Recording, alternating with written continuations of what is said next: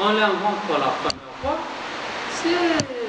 elle va échouer la première fois, le deuxième, troisième, centième, peut-être millième fois, et à la fin, on prend les mesures correctes. C'est normal. Thomas Edison, il a dit, j'ai échoué plus que 100 fois avant d'arriver à faire la langue, inventer la langue.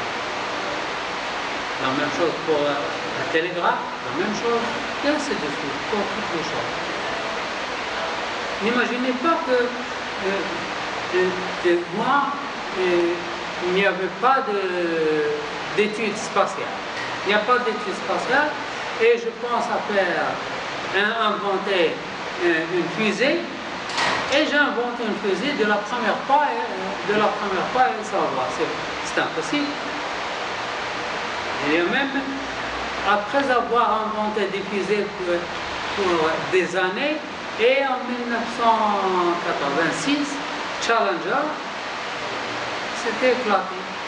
Il y avait des savants là-dedans, des savants, et parmi les savants, il y a une femme, un professeur universitaire, et il disait que je vais monter dans l'espace et je vais enseigner mes étudiants de l'espace. Je vais faire un voyage en espace et je vais enseigner mes étudiants de l'espace. Mais dès que la fusée démarre, quelques mètres, puis elle éclate. Tout le monde est mort. Après des expériences. Si vous décidez de faire quelque chose, d'inventer quelque chose, vous commencez, vous faites le premier pas, et puis quelque chose vous arrête, Allah subhanahu wa ta'ala vous récompense pour l'essai. Vous ne serez pas perdu, vous serez récompensé. Vous savez, mais aussi, même les écrivains, la personne qui fait les ouvrages, scientifiques pour les sociétés mondiales, pour trouver un livre pour orienter les jeunes comme ça, problèmes sociaux. Mais pour les musulmans aussi, ça sera dans la compensation pour la société. Lorsqu'on fait quelque chose de bien pour l'humanité,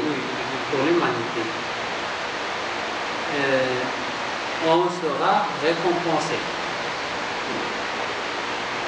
Si la personne est musulmane, elle sera récompensée dans ce monde ci-bas et dans l'au-delà.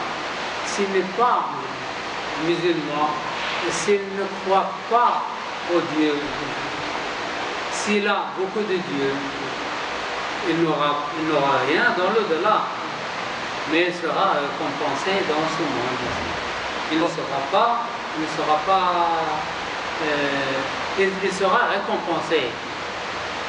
Il y a, prenons l'exemple de Bill Gates, par exemple. Bill Gates, il donne beaucoup de sadaqa.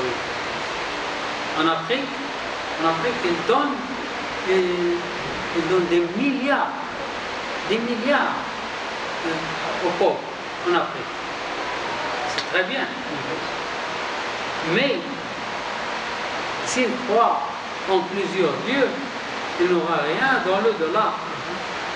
Il aura le bonheur ici. Allah lui donne et il a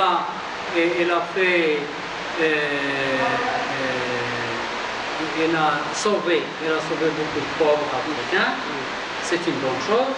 Allah lui sauve, lui donne beaucoup dans ce monde ici. Mais on ne sait pas s'il croit en un seul, s'il croit à Allah, il sera récompensé ici et là-bas. Mais s'il ne croit pas à Allah, ou s'il associe quelque chose avec Allah, il n'aura rien là-bas. Mais il aura la bonne nouvelle ici. C'est la même chose pour tout le monde. Celui qui fait quelque chose pour l'humanité, s'il croit en Allah seul, il sera récompensé dans ce monde et là-bas. S'il a des associations avec Allah, s'il associe quelques dieux avec Allah, il n'aura rien là-bas, mais il sera récompensé ici. Et ici, il aura une bonne santé, et le bonheur avec la famille, etc. C'est une récompense.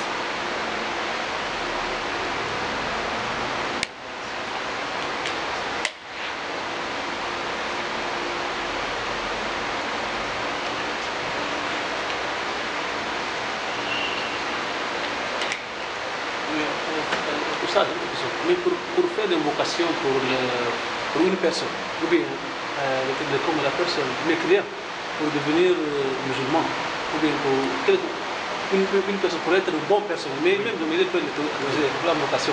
Est-ce qu'après, si Allah s'est cette vocation, il a devenu du bien, il s'appelle qu'après la vocation d'être païen? C'est bien de faire des invocations pour les non-musulmans. Mais qu'est-ce que vous dites? Oh Allah, guide-le, amène-le vers le droit chemin. Vous dites comme ça, amène-le vers le droit chemin. Aide-lui à trouver le bon chemin. Vous serez récompensé pour cette invocation. Et Allah, il est omniscient, il sait.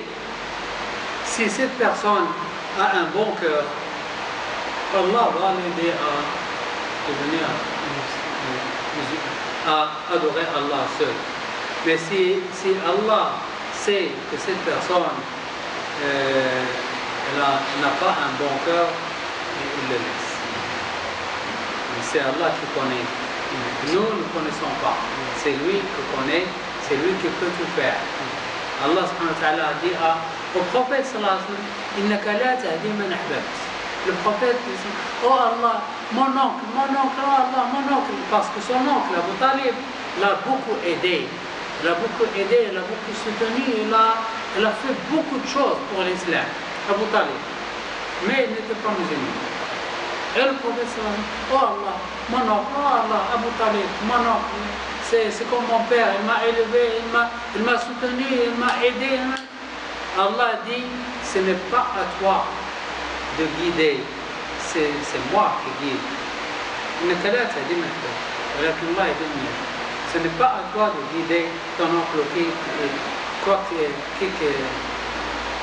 que soit. C'est Allah qui guide. Si Allah sait que cette personne a un bon cœur, il va l'aider à l'islam. S'il sait qu'il ne sera pas bénéfique pour l'islam, il le laisse.